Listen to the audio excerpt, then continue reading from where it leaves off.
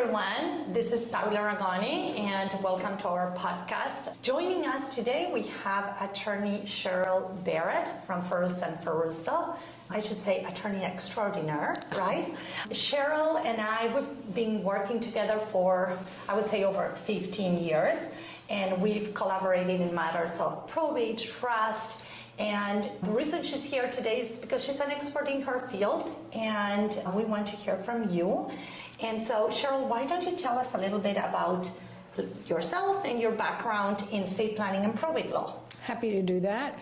Well, I started my law practice doing family law, and which is divorce, custody, that kind of thing. But that is a tough area of law that, depending on your personality, can eat away at you over the long run. And I decided that instead of taking things apart, I wanted to put things together. Cool. So estate planning affords a great opportunity for an attorney to do that. So I work with families in the estate planning arena that are successful people who have love and care and want to transfer what they've worked their entire life for in an orderly fashion to the people they care about or the organizations if they are legacy minded. And so we are putting together estate plans and trying to cover all the bases both in life and in death, because people are living longer and sometimes they're not dying, but they are becoming incapacitated.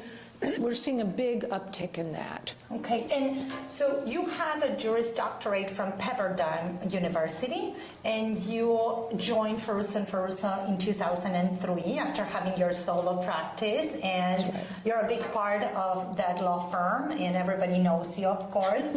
So what inspired you? You mentioned trying to make it more about putting things together for families and wealth preservation and legacy planning. Is that really what inspired you, to do these and to work so diligently for so many years? Because you're an expert at creating estate planning documents, right?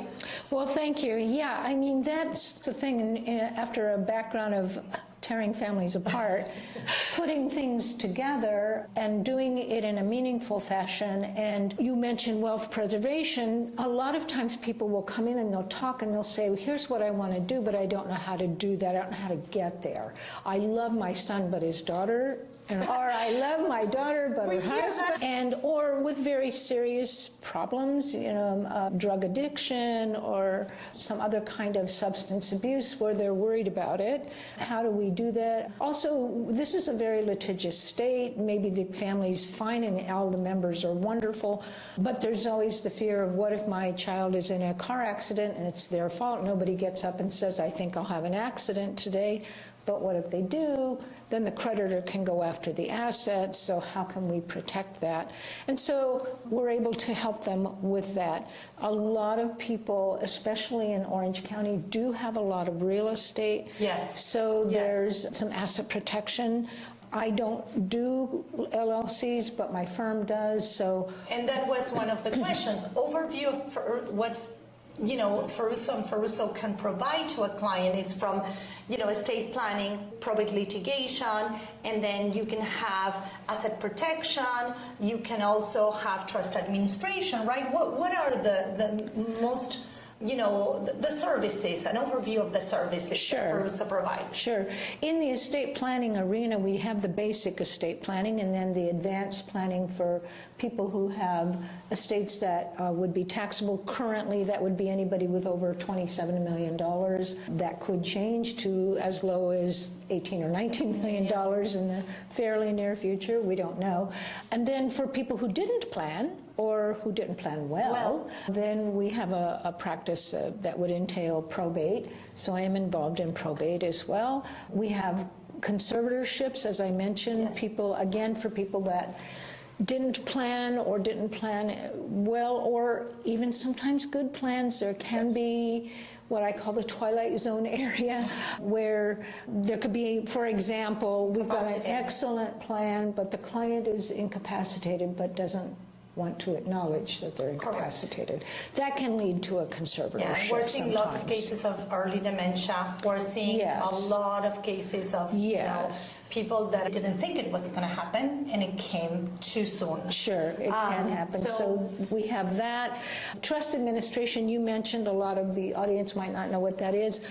If the client has not appointed a professional trustee and they do become incapacitated or they pass away, maybe they appointed a son or daughter, and that person is either very young, maybe they're still in college, or they're very successful on their own, or they're just normal people that are living their lives, but they have no idea, what do I do now? My parent died, and I've got houses, and I've got real estate, and I've got bank accounts and brokerage accounts and IRAs, and what's the tax effect, and what do I have to do, and do I have to go to court? And so we help the non-professional trustee with telling them what they have to do, what they don't have to do. And clearly, the sale of real property comes up with regard to that. Puzzle. It's really hard to put the puzzle together, right? You have all these pieces, and it's the first time, and you don't know how to start, and it's very complex. So definitely guidance, it's needed, expert guidance. The problem in trust administration is that the average person doesn't know what they don't know. No. So they don't know that there are certain time clocks ticking away with the filings that have to be made with the county assessor. Opening accounts is a challenge. Waiting for the death certificate to arrive. You know, I always say, you go to the bank, the right hand doesn't know what the left is doing, paying the mortgage if there's still a mortgage, right? And nobody knows, nobody wants to talk to you until you have the death certificate. Exactly. And this occurs even in very well-crafted estate plans. If that successor trustee has never walked down that path. Correct. They don't know what is expected, what is required, or that there are some time things, notices that have to be given, tax filings, that kind of thing. So I talk about understanding estate planning and luxury properties, right? Orange County, lots of luxury property, lots of families with a lot of wealth. So when we are working with high net worth clients, and are there specific factors that could make more complexity in the estate planning process? Well, the initial one and the most recent complexity is the passage of Proposition 19. And so what we have to do is make sure that, number one, that our clients are aware of the ramifications of Proposition 19.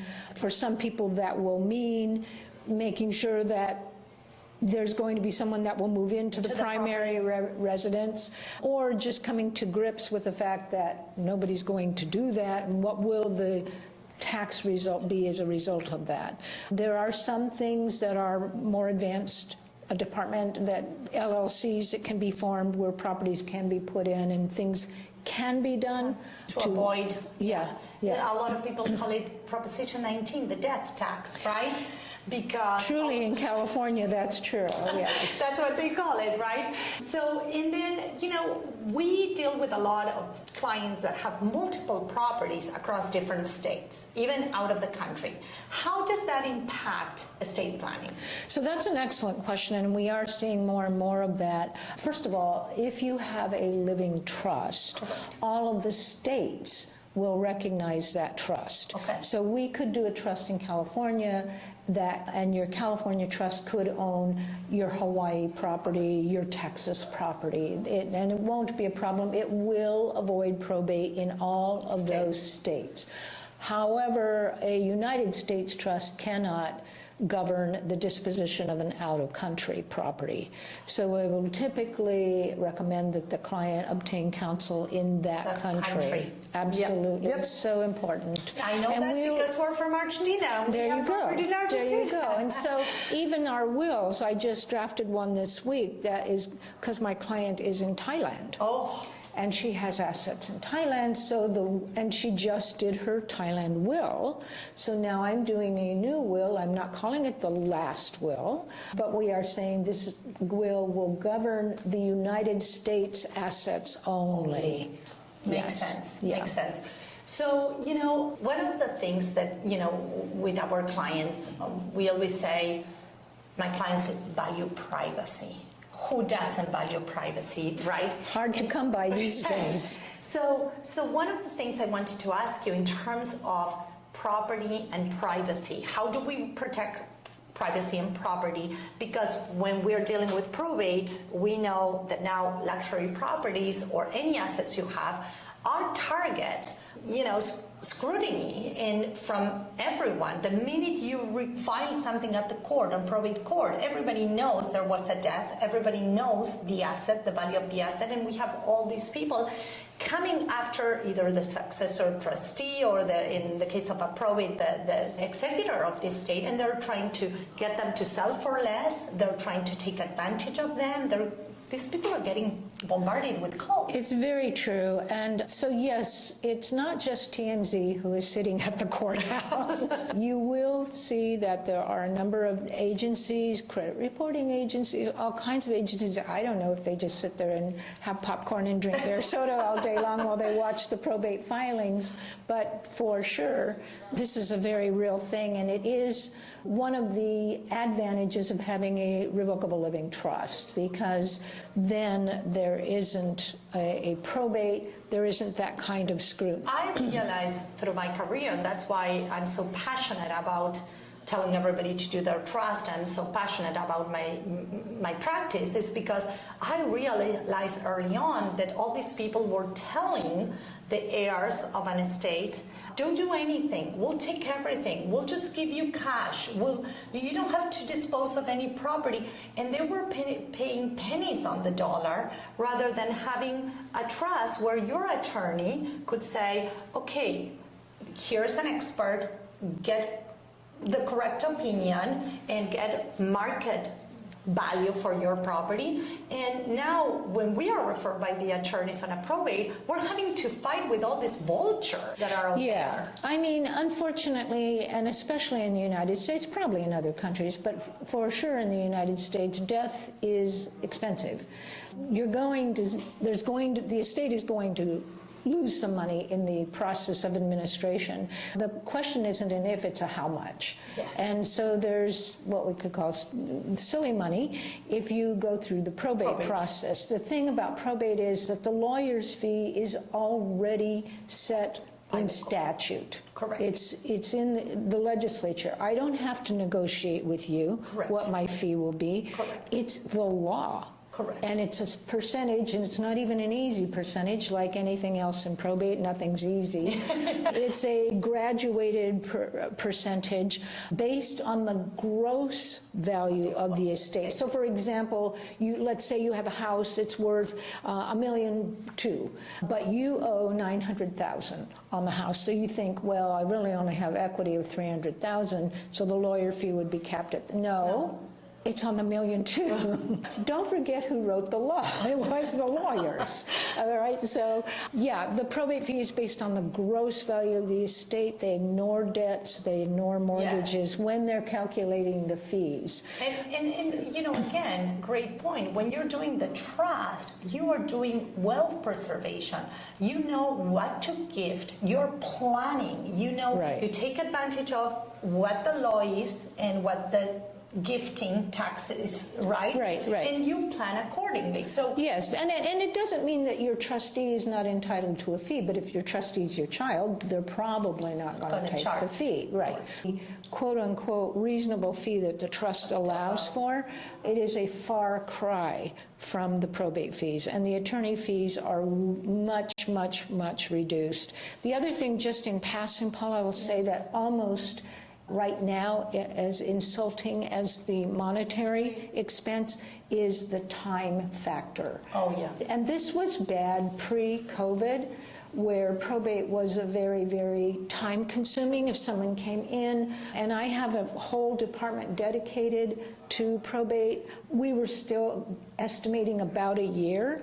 Now, honestly, 2 years. I know. And this is a department that we're motivated because the lawyer does not get paid in a probate until the end of the case. Yes. So we want to move that case along, but notwithstanding, it's taking about 2 years. And that would be a simple one house, couple of bank accounts, Nothing exotic It's or terrible different. especially if you have to get court confirmation. Yeah. I mean, just getting hearing. on the books, the hearing. Yeah.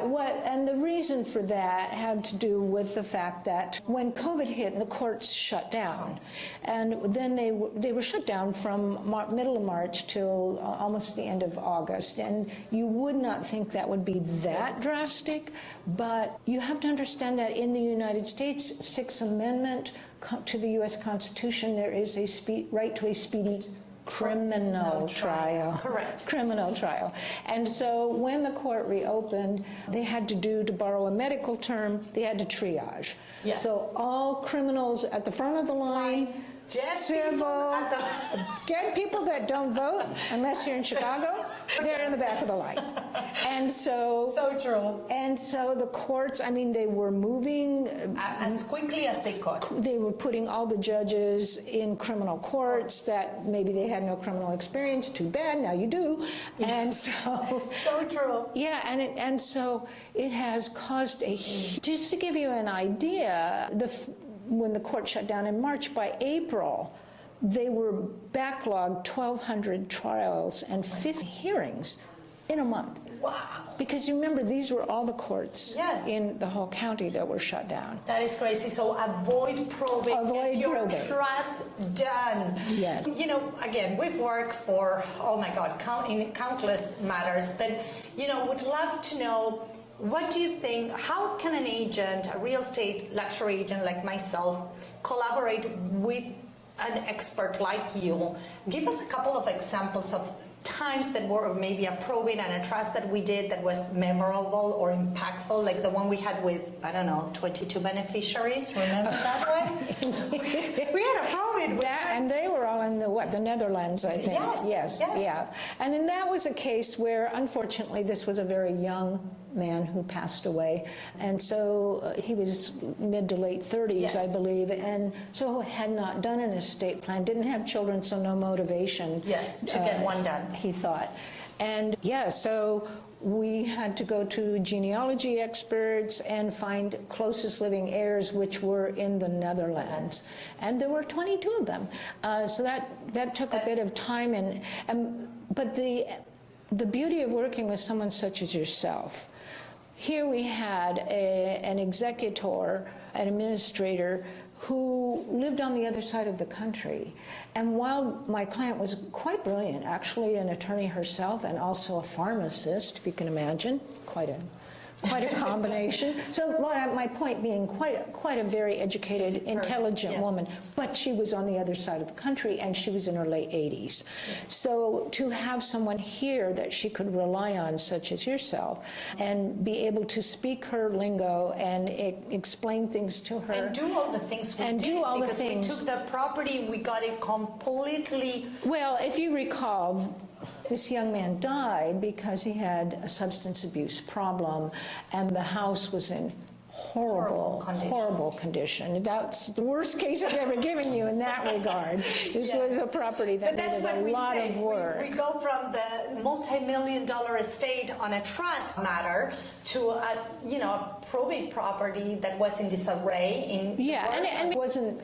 Had it not been in that condition, it wasn't in a bad area. No, it was down in South County. Yeah. But it was interesting because we got the property within 3 weeks. We fixed it all up, and everybody was like, "It's not the same house," and we're like, "Well, we work magic here." You did. I swear to God, you worked magic. You did. So that was an interesting. And then on a trust matter, give us an example of one that you enjoy. Maybe the one we did in Newport Coast. That was, we had a corporate trust. Right. Do you recall that one? That it was same thing. We had an HOA. We had to work hard to get it done, and we ended up selling it for over $500,000 over the list, or what you originally thought it was going to go for. Yeah. And boy, were the heirs so pleased with you, so pleased. And the corporate trustee was amazed, And that's one of the things I say, navigating these choppy waters, inheritance, right? Either through probate or trust, people don't know what they're doing, right? And you have to mitigate several things. We have sometimes blended families, clients with blended families, or clients that have unique family, situations. And so with that trust, you can kind of prepare for that. When it's a probate, now that brings a lot of litigation, a lot of problems. It's certainly a question for litigation, because in a probate, especially if the decedent did not leave a will, but even if they do, we have to notice all of the heirs, and even if they're not, and so that can sometimes, especially when there's nothing in place, then people have a sense of entitlement. Oh, nothing left for me? Oh, they forgot. And so it's true. Here's why I should be an heir. And so it just seems more prone to litigation, which isn't to say that there's no trust litigation, because there can be trust litigation. But the thing that I find so valuable in working with someone such as yourself is that the client, the trustee, unless they're a corporate trustee, they know the horizon, they know the territory. But for someone who just lost someone very dear, so close to them, it could be a parent, God forbid it's a child, it could be a sibling, or a spouse, they're already going through unimaginable grief, and now they come to see the lawyer, and I tell them what has to be done, and in a lot of cases it's a lot, and I'm going to guide them through it, and we're going to get through it, but they know that they don't know, and it's like a foreign language. And I always say in trust administration, even estate planning, it has a Teflon quality to it. You get it, but it doesn't stick. Yeah, and it's overwhelming. I meet with my clients, and I often say, my job is to get you from point A to point B on a straight line. Why? Because I've done it. I know the roadmap. Well, this is what I was saying, is that on top of that, I now tell them, okay, well, are you going to sell it? We're going to sell the house. Okay, you're going to handle that, because I'm going to do the legal stuff. And they're like, what? I don't know how to sell a house, because there's so much involved in what you do. The legal protections of being a successor trustee, when you're selling an asset through, inheritance, you need to have an agent that knows the disclosures, that knows the procedures. And again, working hand in hand with the attorney, how many times I'm like, Cheryl, here's a copy of the listing, here's a copy of the fully executed contract, here's escrow instruction, right. Here's the, the closing statement, so that you can close your files properly for your clients as well. Right, and I think a lot of people don't realize that even if you have a trust, your beneficiaries need to be kept informed. So we do have to notice the beneficiaries. Correct. It is so helpful to have on the team a realtor that knows those notice requirements, not that you're drafting Correct. them, but Correct. that you understand the legal parameters of what can and what can't be done. It's so efficient to have someone like you, as opposed to the clients. Well, I want to use my best friend who's been a realtor for 10 years. And maybe they have, but if they haven't had the trust or probate experience and they don't know that, the client is now paying me at my hourly rate to educate that realtor. And then invariably that realtor doesn't. We've seen horror stories. Yes. But, I always say collaboration, right? Teamwork is the best work, right? And for me, it's a pleasure to work with you whenever, I see an email or a phone call, and we're in this to guide that mutual client now to the finish line, to make sure that it's going to be a smooth transaction. And I always say, you have to have a compassionate heart, but a tough skin and a lot of experience to help them navigate through an inheritance, name it probate or trust. It's still a tough, process. It is, and to have people with experience, because as I said, I think what often gets forgotten in all of it is that this person just lost someone, and this person is in the grief process, and it's just too much. The ability to retain, even though they actually get it when we're talking to them, Yes. and they actually get it. but it does not stick with them. And then they find out, oh, I've got this deadline, I've got that deadline, and now the buyer's making this demand. And we had cases where they feel the buyer pushed them on a corner. I mean, we've got cases and we're like, no, you don't have to accept that. We have the upper hand here and we have the negotiating power, and we're going to put our boxing gloves and we're going to solve this for you. So having that person next to you in moments of decision making, in moments where, you know, things need to get done, it's vital, I think. I agree. Yeah. And thank you so much for all your expert advice. You're welcome. My pleasure, always. If you had to tell a listener today what you need to get done to avoid probate, what would that one recommendation be? It would be a living trust to avoid probate, for sure. Perfect. And if they want to... I mean, if your estate is under the cutoff, there's a cutoff for probate. Yes. And it's a stupid number. Yes, 180,000. 184,500. Yes. That is because it's indexed for inflation, and every 3 years, appropriately on April Fool's Day, they raise that number. We've had a lot of inflation. We might be closer to 200,000, but if you've got a house for 200,000, which is not probably in Orange County for sure, yeah, then you need to seriously consider a revocable trust. Yes. Because like I say, a will nobody looks at until you're dead. Yeah. But with a trust, you have the opportunity, if you become incapacitated, hopefully only temporarily, but if that's the case, the trust provides a mechanism for someone to step in your shoes that you've appointed to be your successor trustee, take care of business until you get better, or God forbid you don't, they can take care of their distribution. So Cheryl, if they want to find you, they want to call you to set up a meeting to do their trust or review their trust. They have had a trust for years and they've never, you know, things have changed. Oh, things have changed, yes. Where do they find you? So you can just Google Cheryl Barrett at Ferruzzo. It's a lot of double R's and T's and Z's and U's. It's Barrett, B-A-R-R-E-T-T, at Ferruzzo, F as in Frank, E-R-R-U-Z-Z-O. And you will find me. Here locally in Orange County, Newport Beach. Within walking distance of the Orange County Airport. Yes, yes. Well, thank you so much. It was such a pleasure having you, and I enjoy it.